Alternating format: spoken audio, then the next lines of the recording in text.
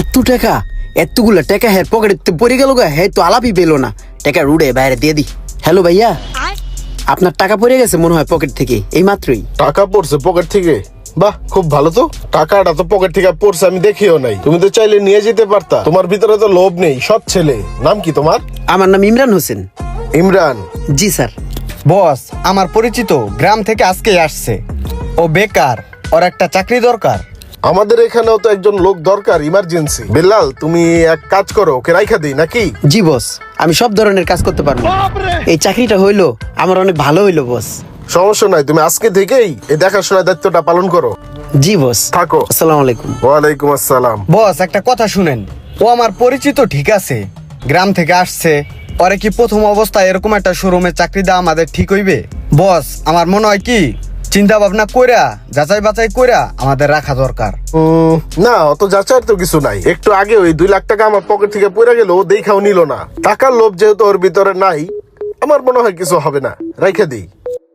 ঠিক আছে বস।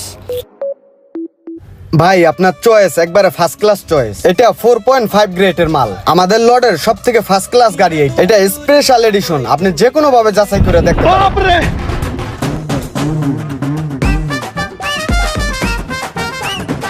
ঠিক আছে, আমি দেখলাম তো সবকিছু, পরে জানাবো না, সমস্যা নাই। থাকো, হ্যাঁ জানাবো না। বুঝতে পারছেন স্যার? স্যার, গাড়ির ফ্যাসিলিটি সম্বন্ধে আপনি তো অবগত হইলেন। এখন কি আপনার গাড়িটা পছন্দ হয়েছে, এটাই কি কনফার্ম করব? হ্যাঁ ঠিক আছে, এটাই কনফার্ম করেন। জি স্যার, তাহলে অফিসে চলেন আমরা কথা বলি।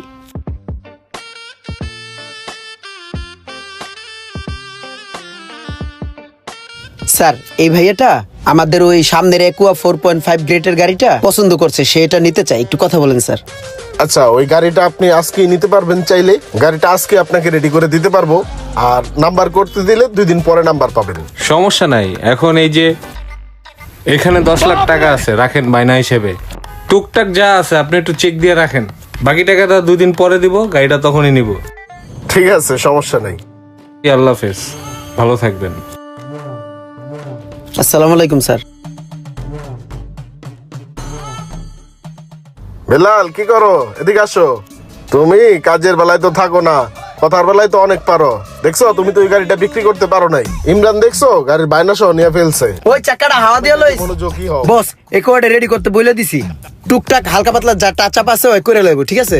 আর ওই কালো গাড়িটার পার্টিটায় ফোন দিছিল, হ্যাঁ কিন্তু আসতেছে। চা পানির ব্যবস্থা করে লাই, ঠিক আছে? আর ওই বেলাল শুনো, ওই যে ওই গাড়িটার হাওয়াটা একটু কম আছে, ওটা একটু খেয়াল রাখো। আর ময়লাও আছে, ঠিক আছে? ওগুলো পরিষ্কার করো। স্যার, আমি চা পানির ব্যবস্থা করি। ইমরান, জি বস। এই যে 1 লক্ষ টাকা ওই ব্রিজের ওইখানে একজনকে দিয়ে আসতে হবে। শিওর। আমি তোমাকে হোয়াটসঅ্যাপে নাম্বার দিয়ে রাখতেছি। আর এই টাকাটা তুমি রাখো, চা খাও। হ্যাঁ জি স্যার। আবার বিল্লাল রে বললো না। না স্যার, বলবো না, ঠিক আছে? আসি, আসসালামু আলাইকুম।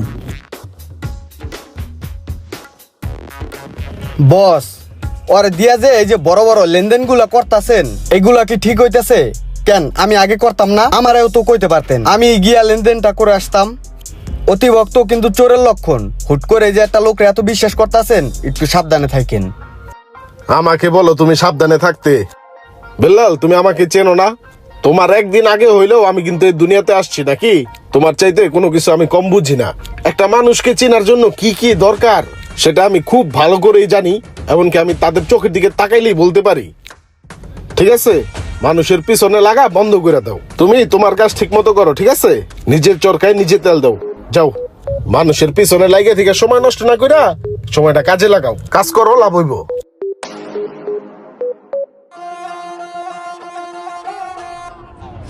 বস, পুরো 3 লাখ আছে। আমি স্পটে বই একবার গোনা দিছি, পুরো 100 3 লাখই ছিল। বস, কাস্টমারটা একটু শেষরা ছিল, বহুত কষ্ট করে 3 লাখই বাইর করছি, লইয়াই আইছি। আচ্ছা ঠিক আছে, সমস্যা নাই। তুমি এক কাজ করো, তুমি এই 1000 টাকা রাখো। তুমি কষ্ট করছো, এটা দিয়ে কিছু কেনাকাটা করো। হ্যাঁ জি বস, একটা কোট কিনালাম হপায়।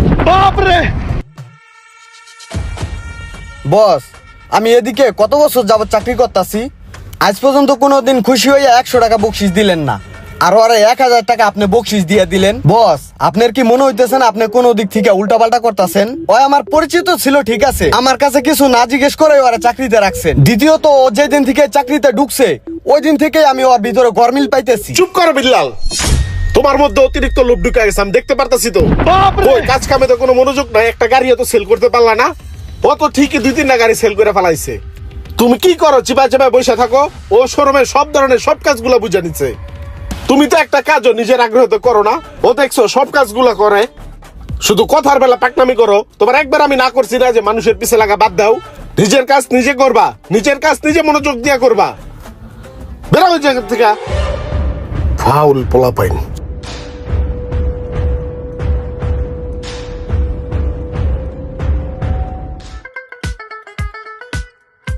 ইমরান, কাজ করতেছো? জি স্যার। কালকে সকালে আমার একটু আসতে লেট হবে, ঠিক আছে? সকালে তুমি আগে এই 10 লাখ টাকা ব্যাংকে জমা দিয়ে রাখো। জি স্যার, আমি টাকাটা ব্যাংকে জমা দিয়ে হোয়াটসঅ্যাপে আমি রিসিপ্টটা পাঠিয়ে দিলাম সাথে সাথে। আর আমার একটা পার্টি আসবে ওই গাড়িটা ট্রায়াল দেওয়ার জন্য। এই চাবিটা রাখো, ওকে দিও ট্রায়ালের জন্য। ট্রায়াল শেষ হলে আবার গাড়িটা ভিতরে রাখো। হ্যাঁ জি স্যার, ধুয়ে আবার রেখে দেবো না সুন্দর করে জায়গা মতো। ঠিক আছে। Okay sir.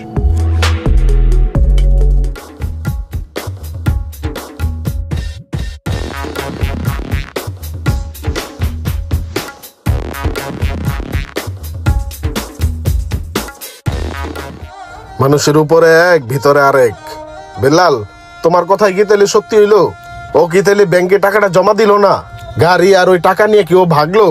তোমার কথাই ঠিক ছিলাম, বিশ্বাস করে ধরা খাইছি। কাউকে যদি আপনি অল্পতেই বেশি বিশ্বাস করে থাকেন আর সে যদি সেটা বুঝতে পারে, তাহলে সময় মতো আপনার হাতে হারিকেন, জায়গা মতো বাঁশ দিয়ে চলে যাবে। ভিডিওটি ভালো লাগলে অবশ্যই শেয়ার করে দিবেন প্লিজ।